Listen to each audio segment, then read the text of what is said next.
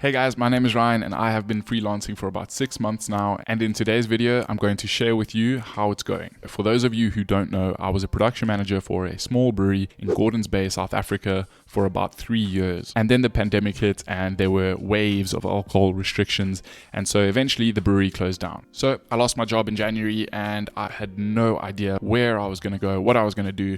So I applied for every single job that I could see on Careers 24 and I got no luck. No one wanted me. So while I was applying to all these jobs on Careers 24 and not getting any luck, I was researching how to teach English online and what I needed to do so. I found out that I needed to get a TEFL certificate, and that was about 6,000 Rand or $400. And I just did not have the money. Then I spoke to a friend and I found out where they did theirs, and it was a lot cheaper. It was 600 Rand or $40, so literally 10% of the price, and I still did not have the money.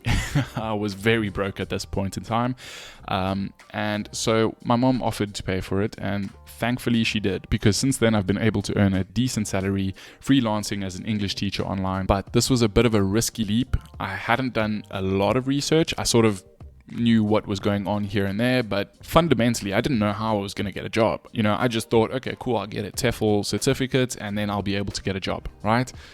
Sadly, that's not the case. Most of the English teaching positions available all require you to have a bachelor's degree, which I don't have. So I found a few companies that you could work through that you didn't need a bachelor's degree, and I applied to actually only one of them. I only applied to one of them because I was sold. I was determined to get a position there, and I knew exactly what I wanted and how I was going to get that. I remember when I was applying, I had to make my first video, and that was a very, very daunting experience. But ever since then, I've become a lot more confident on screen, as you can hopefully see. So after I did the TEFL certificate, or I think maybe while I was doing the TEFL certificate, I found this company called AmazingTalker, and you can freelance through them. You don't need a bachelor's degree. You don't need experience really. You just need to prove that you're capable of teaching people. So what they do is they list tutors on their site, and they have a tutors page where students can browse through all of the tutors that they've got. At the point of me joining AmazingTalker, there were about, I think, 80 pages, maybe even less, and there's 20 tutors on a page. Quick math, that's this amount, okay? Or that quick math, it's this amount of teachers when I started. So when I started with AmazingTalker, there were about 1,600 tutors on this one platform, right? Today, there is 150 pages. So that's 3,000 tutors. So the competition has gotten a lot worse, or a lot more, since I've joined AmazingTalker. So in the interview process, you needed to have a trial lesson with a mock student who is another tutor, and you had to get 4.5 stars out of 5 to qualify to become a tutor on AmazingTalker. So the only thing with getting started on AmazingTalker or starting to freelance is that the beginning is very, very, very slow. So when I started on AmazingTalker, it was around the end of February, and I had just sold a few lessons in that month, and I made $3, 45 Rand, £2.5.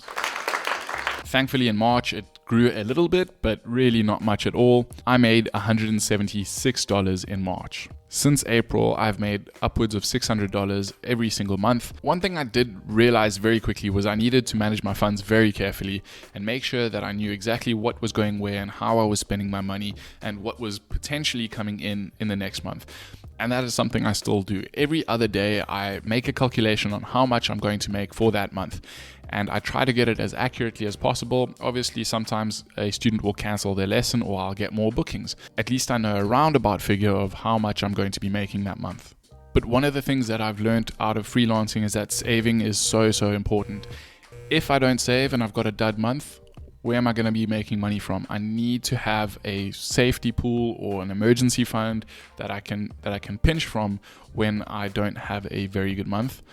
So one of the downsides of working through AmazingTalker is I need to find my own students, right? So I set my prices, I set my times, and that needs to be appealing for students all over the world. There's a huge market for people trying to learn English in Taiwan and Hong Kong, and those are primarily where my students are from. I do have students from other places in the world, like Ukraine, Korea, Japan, Italy, but most of my students are from Taiwan or Hong Kong. But freelancing is really cool. I get to set my own hours, I get to set my own rates, I can do sort of whatever I want.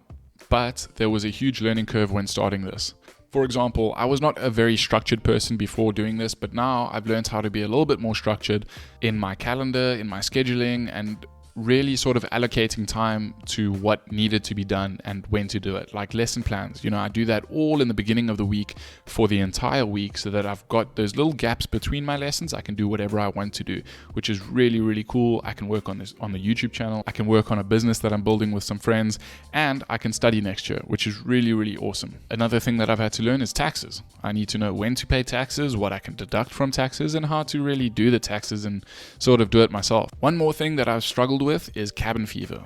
Just getting out of the house and making sure that you're seeing people and socializing and doing things. That is definitely one of the things that I miss from working outside in the outside world. But I really do enjoy freelancing. It is scary at times, and I do have this irrational fear that it's all going to end in one day and I'm not going to have any more students. And that's sort of irrational, but I think it is slightly rational. I do have this weird feeling that teaching English is not going to be viable in the next 3 or 4 years as a long-term sort of system. Because of this fear, I am working on some other things like building a business with some friends, studying business next year, and some other side projects that I might want to do in the future. What I'm trying to do is I'm trying to increase my streams of income so that I don't just rely on one place to make my money. With that being said, thank you very much for watching this video. If you like the video, please click the like button, subscribe, and I will see you next time. Anyway, after I did this TEFL,